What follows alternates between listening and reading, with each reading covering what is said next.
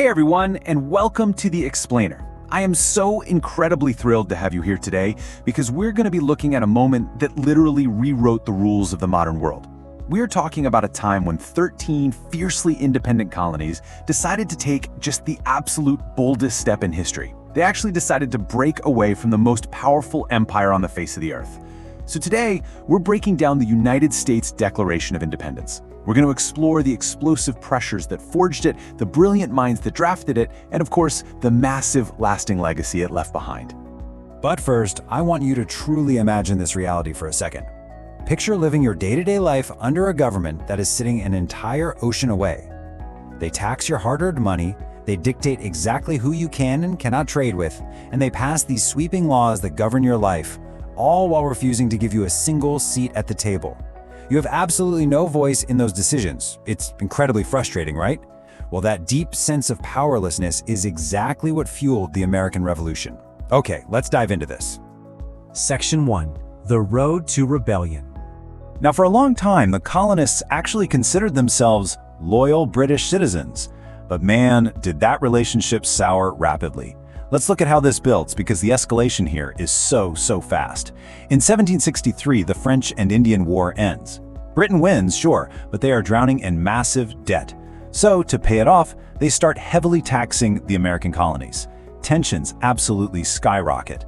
Just 7 years later, in 1770, those tensions explode in the streets during the Boston Massacre, where British soldiers fired into a crowd of colonists. The anger is just palpable at this point. By 1773, colonists are literally throwing hundreds of chests of British tea into the harbor, the famous Boston Tea Party. Britain retaliates with really harsh, punishing laws, closing Boston Harbor entirely and stripping away self-government. And then, the powder keg finally ignites. In 1775, the very first shots ring out at the battles of Lexington and Concord. We've gone from financial disputes to armed, bloody conflict in just over a decade. During all of this chaos, one powerful rallying cry really united the colonies: no taxation without representation. And you see, the colonists weren't just angry about losing money to the Stamp Act or the Township Acts or the Tea Act. They were absolutely furious about the principle of the whole thing. They argued that because they had no elected representatives in the British Parliament, Parliament had absolutely no legal or moral right to take their property through taxes. Complete independence was rapidly becoming the only real solution. Part 2. Drafting the Declaration. All right, set the scene in your mind. It's the sweltering June of 1776 in Philadelphia. The Second Continental Congress is meeting, and the atmosphere is incredibly tense.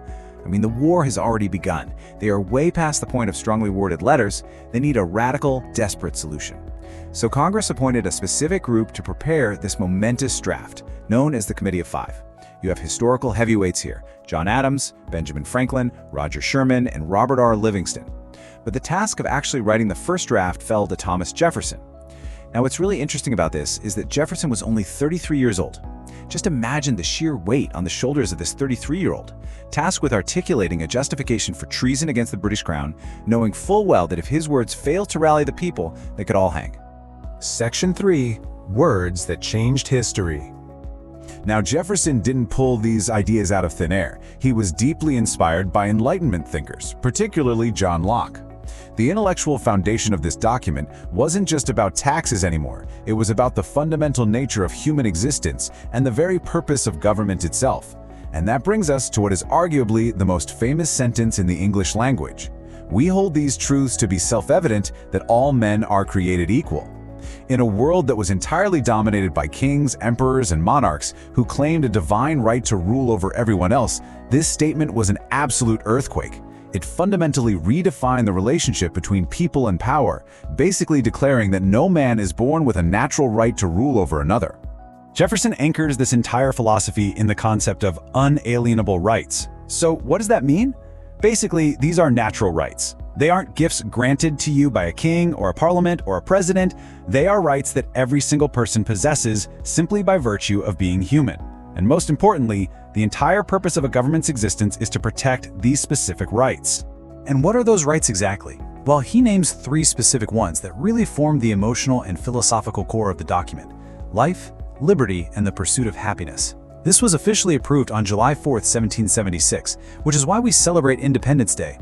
It wasn't just a legal separation, it was this profound philosophical statement that a meaningful life requires freedom and the personal agency to chase your own well-being. So this sets up a really powerful contrast. The Declaration argues that legitimate governments only get their power from the consent of the governed. And if a government becomes tyrannical and actively violates people's rights, well, the citizens have the right, even the duty, to change or replace it. Jefferson juxtaposed this radical ideal of consent against a very long, very detailed list of complaints, accusing King George III of abusing his authority, acting as a tyrant, and denying the colonists their basic freedoms. Part 4. The immediate impact. So the Continental Congress officially declared that the colonies were now free and independent states. But look, saying it on paper and making it a reality are two very, very different things. We so often look at the Declaration as this sacred historical artifact behind glass, but back in 1776, signing this document was an act of extraordinary, terrifying courage. Every single man who put his name on that paper knew exactly what it meant. This was effectively a death warrant. If the American Revolution failed, the signers would be hunted down, charged with high treason against the crown, and executed. They were literally risking their lives, their fortunes, and their sacred honor. And the danger definitely didn't pass quickly. Declaring independence in 1776 didn't just magically end the war. The brutal, exhausting Revolutionary War raged on for years. It actually wasn't until 1783, 7 long years after the Declaration was signed, that the Treaty of Paris was finalized and Great Britain finally officially recognized the independence of the United States. Section 5. A lasting global legacy. The story of the Declaration absolutely did not end in 1783. This document did so much more than just lay the foundation for a single new nation. It became a global beacon. The document proved that an oppressed people could successfully overthrow an empire based on the principles of natural rights. And this exact blueprint directly influenced the French Revolution. The idea spread like wildfire, inspiring massive independence movements all across Latin America as they fought off colonial rule. Time and time again, in global struggles for freedom and human rights, you can hear the echoes of 1776. However, when we study history, we have to look at it honestly. The source material brings up a very real tension, what we call the paradox of 1776. When the founders wrote all men are created equal, those ideals were remarkably incomplete in practice. Slavery continued to exist and thrive in the newly formed nation. Women, indigenous peoples, and many other groups entirely lacked equal rights. The sweeping, beautiful promises of the document simply did not match the reality of the society that produced it. But here's the thing, the sheer power of those words remained. Even if the founders didn't fully live up to them at the time, they created a very powerful standard against which all future generations could measure justice. Later leaders recognized this for sure. Abraham Lincoln invoked the Declaration to steer the nation toward the abolition of slavery. Martin Luther King Jr. famously referred to it as a promissory note to which every American was to fall heir, using its own principles to demand the expansion of civil rights. The document actually became the main tool for fulfilling its own promise. Which leaves us with this final, absolutely crucial question. You see, the Declaration of Independence wasn't just a breakup letter with the king. It introduced revolutionary ideas about freedom, equality, and human rights that are still very much alive and active. So, more than 2 centuries later, how do we continue to measure justice against these revolutionary words today? It's definitely something to think about the next time you hear the phrase, life, liberty, and the pursuit of happiness. Thank you so much for joining me in this explainer.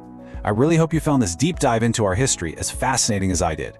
Keep questioning, keep learning, and I'll catch you next time.